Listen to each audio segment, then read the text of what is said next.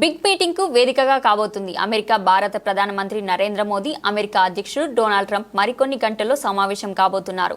ఒకరినొకరు ఫ్రెండ్ అని ఆప్యాయంగా పిలుచుకునే ఈ ఇద్దరి మీటింగ్ పై సర్వత్రా ఆసక్తి నెలకొంది.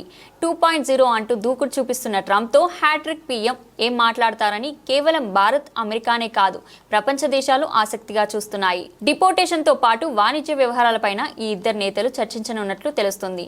ఇక అమెరికా 47వ అధ్యక్షుడిగా రెండోసారి ట్రంప్ కుర్చీనెక్కిన దగ్గర నుంచి సంచలన నిర్ణయాలు తీసుకుంటున్నారు. ప్రభుత్వంలోని దాదాపు అన్ని సెక్టార్స్ ని కెలికేశారు. అలాగే ప్రపంచ దేశాలు ఉలిక్కిపడేలా మైగ్రేషన్ పాలసీని టచ్ చేస్తూ ఇల్లీగల్ మైగ్రెంట్స్ మీద పగపట్టారు. ముఖ్యంగా అమెరికాలో ఉంటున్న ఇండియన్ మైగ్రెంట్ ట్రంప్ మాస్టర్ కి ఫస్ట్ టార్గెట్ అయ్యారు. అక్రమంగా మా దేశంలో ఉంటున్న మీ వాళ్ళ సంఖ్య 7,25,000. వీళ్ళల్లో 18,000 మందిని రౌండప్ చేశాం అంటూనే 104 మందిని మీ దేశానికి పంపించేస్తున్నాం. ఇది ప్రెసిడెన్షియల్ ఆర్డర్ అని చాటింపు వేసి మరీ పంపించేసింది అమెరికాలో కొత్త గవర్నమెంట్. ఒకరి మీద 4 లక్షలు ఖర్చు పెట్టి మిలిటరీ విమానం ఎక్కించి టెక్సస్ నుంచి అమృతసర్కి డిపోర్ట్ చేసింది. దీన్ని బట్టే అర్థమవుతుంది మనోళ్ళ మీద ట్రంప్ సార్ ఎంత సీరియస్ గా ఉన్నారో.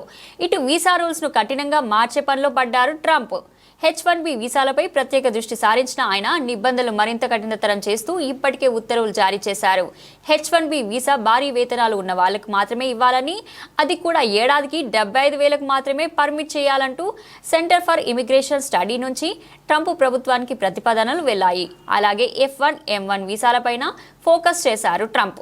చదువు కోసం వెళ్లిన వాళ్ళు వెంటనే తిరిగి వెళ్లిపోయేలా రూల్స్ ను కఠినంగా మార్చే పనిలో పడ్డారు. అలాగే భారత్ కు అమెరికా అతిపెద్ద వాణిజ్య భాగస్వామిగా ఉంది. 2023-24లో ఇరు దేశాల మధ్య $118 బిలియన్ విలువైన వాణిజ్యం జరిగింది. ఇందులో భారత్ కు అమెరికా దిగుమతుల కంటే అమెరికాకు భారత్ ఎగుమతులే $32 బిలియన్ ఎక్కువగా ఉన్నాయి. అయితే అమెరికా ఉత్పత్తులపై భారత్ అధిక సుంకాలు విధిస్తుంది అంటూ గతంలో ట్రంప్ అనేకసార్లు ఆరోపణలు చేశారు. భారత్ ను టారిఫ్ కింగ్ గా అభివర్ణించారు కూడా. ఇలాంటి నేపథ్యంలో ఇరువురి భేటీ ప్రాధాన్యతను సంతరించుకుంది.